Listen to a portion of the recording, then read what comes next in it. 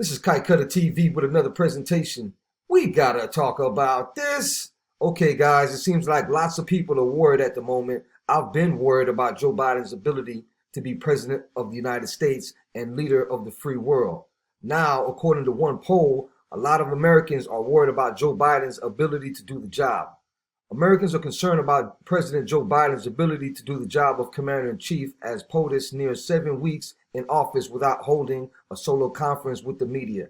Apparently, he's like the only president in the last 15 presidencies that hasn't done a solo press conference within a certain amount of days. Now we're about 50 plus days and Biden still hasn't had a solo press conference. As a matter of fact, every time he gets in front of the media, his handlers shout out and take away the news reporter so he doesn't have to answer any questions. At the moment, even his own people, left-wing news media outlets that really are supposed to be defending Joe Biden are now eating him up because they don't even have access to him. So a lot of people are worried about his cognitive thinking and what's going on with Joe Biden. He's not making himself available, so lots of people are suspect about that. Continuing on, it's been more than 6 weeks since his inauguration. President Biden still hasn't held his first White House press conference, and half of voters are worried about his 37% to do the job. The survey found that 52% of Americans were concerned about Biden's lack of access to the press, with 37% identifying as very concerned. Now, it's a big concern to me too. Biden's lack of transparency has even been noted by left-wing politicos. CNN's media critic Brian Stiller recently highlighted Biden's lack of press conferences and encouraged reporters to continue their push for increased access to the president. So like I said, his own is going to start eating him up. And one thing about the left, they're insatiable. They're never satisfied. So no matter how much these people get, they're going to want more. So we got that and a lot more topics to get into. Check this out. And then if I could just...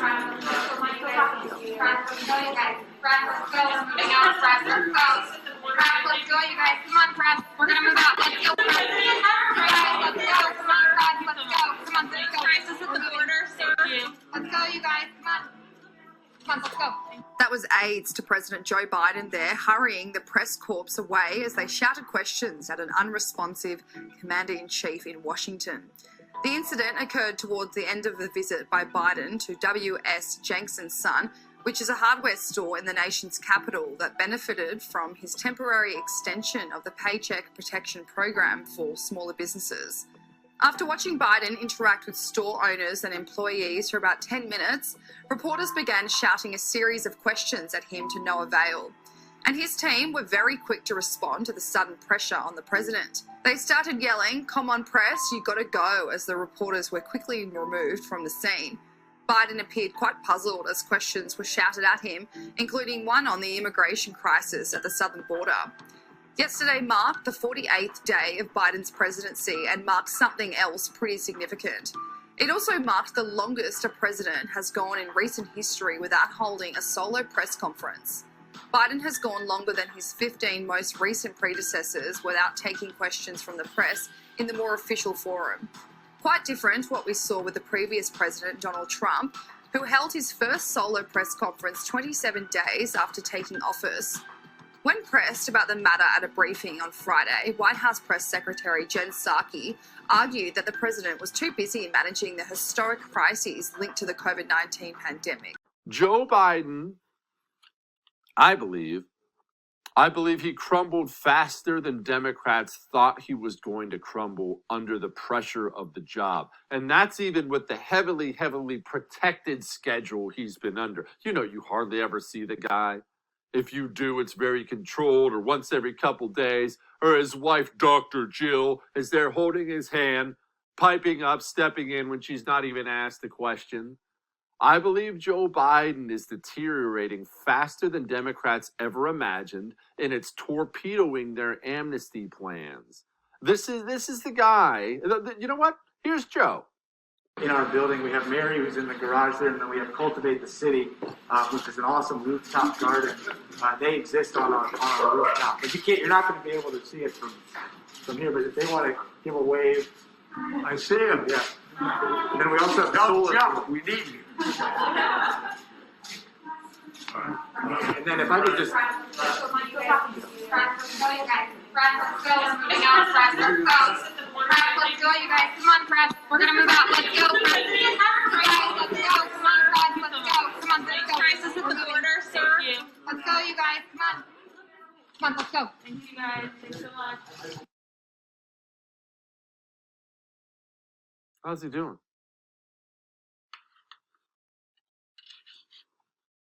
How's he doing? You see it. You have eyes, you see it. Lost every day. And because he's so lost, Democrats are not able, and the DC media is not as able as they'd like to be, to cover for him for what is happening on the border. The system can and does, as we've talked about 1,000 times, tell huge lies, life-changing lies. They'll tell you the sky is green and insist you believe it.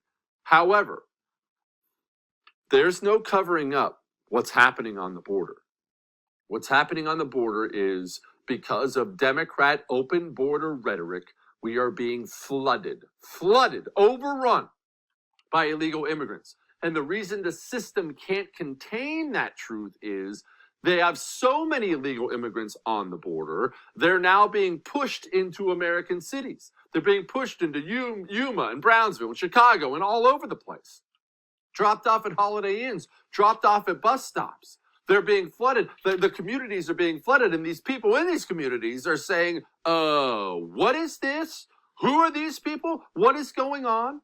So the DC media, because they have access to the President of the United States of America, are starting to demand some answers. How are these kids being held? Where are these kids being held? How long are they going to be held for? How long is this crisis going to last? Yada, yada, yada. And you don't have, I don't think they foresaw this, you don't have a man at the top who can withstand that kind of questioning, withstand that kind of pressure. And the media, yes, they're all communist hacks too, but they still have egos. They demand access, as we talked about, and they're not getting access. You saw them shouting at him, shouting questions at him as Biden was lost, trying to figure out his way out of the mall. I think it's crumbling faster than they thought. And this border crisis, if these DC reporters don't start getting answers, this border crisis, it might overwhelm them. So it's been 50 days since Joe Biden has assumed office, 50 days. And in that time, he has not talked to the press. He has not taken any questions. He simply hasn't done anything other than sign stuff that's been placed in front of him. Now, actually, CNN did this analysis. It's pretty startling because CNN is in business to protect Joe Biden, as is NBC News. They're the two media organizations that want to protect him on television are CNN and NBC News, and the two media organizations in print are the Washington Post and the New York Times. They're all invested in protecting Joe Biden because they were so anti-Trump and so pro-Biden to get him elected. Now, CNN says that in 100 years, all the presidents in 100 years had a press conference within 33 days of assuming office. All of them. Not Biden. So the logical question would be, why not? It's not that you're too busy, you're not doing anything. As we reported yesterday, on his schedule for Tuesday was one thing, to visit a hardware store in Washington, D.C. to talk about how COVID affected the store. He was 2 hours late for that meeting. That's it. Today, Wednesday, he's got one thing on his calendar again, an afternoon meeting with the CEOs of Merck and Johnson & Johnson to talk about the COVID vaccine. That's it. Nothing else. Now, he has his usual briefings where guys and gals come into the Oval Office and say, Mr. President, here's what we know. Here's what happened overnight. All he has to do is sit there in a chair. Maybe he takes notes. Maybe he doesn't. Sips on a little beverage. That's it. So it's not like President Biden is busy. He's not. He's not busy. He's not doing anything. Okay, so why can't he have the calls with the press? Why can't he invite a couple of people in, like me? Yeah. And we have a little chat about life, liberty, and the pursuit of happiness and how he's seeing the country these days. Well, he can't do that. Can't do it.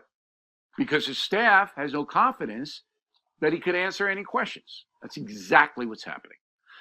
Is his staff upset by this? No. Why would they be? They're running the country, not him. And we've gone through Susan Rice, Barack and Michelle Obama. We've gone through all that. Okay, so you should be up to speed on that. Now, Thursday night, Joe Biden's going to give a speech, about 15 minutes, maybe a little bit longer. 1 year anniversary of the COVID shutdown. He's going to say Americans are the greatest people. We've turned the corner thanks to my administration. We did that, boom, boom. I don't know if he's going to give the Trump administration credit for the vaccine or not. Doesn't really matter. He may just deflect criticism from that, but he's going to read the prompter. He's going to read it. It's going to be big, big words. He's going to speak fairly slowly, and he's not going to take any questions. And that's what he's going to do tomorrow night. Now, I'll watch it so you don't have to. I'll tweet during the speech. That's Thursday night. Now, the big thing that Joe Biden should be explaining to the country is what the deuce is happening on the border. Do you realize there are now 11,300 foreign national minors, children, in the custody of the U.S. government? 11,300? I mean, that's just stunning. Stunning. So these kids are here because the cartels in Mexico are smuggling them in with the arrangement the children will be able to bring their fathers and mothers and grandmothers and grandfathers and brothers and sisters in after them. And they will, according to the Joe Biden open immigration plan. See, it's a mistake to say it's an open border. It is in essence, but it's open immigration.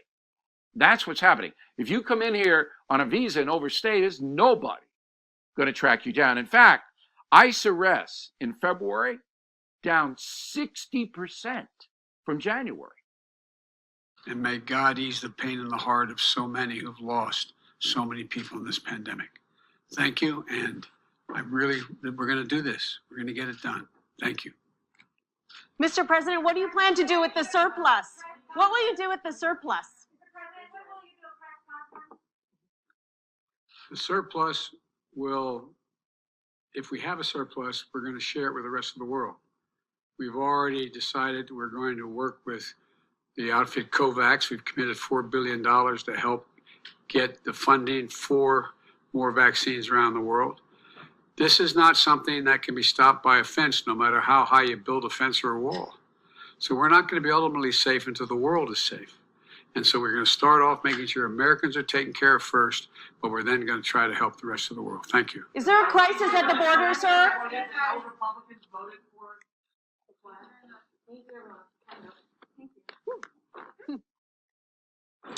President Biden right there taking one question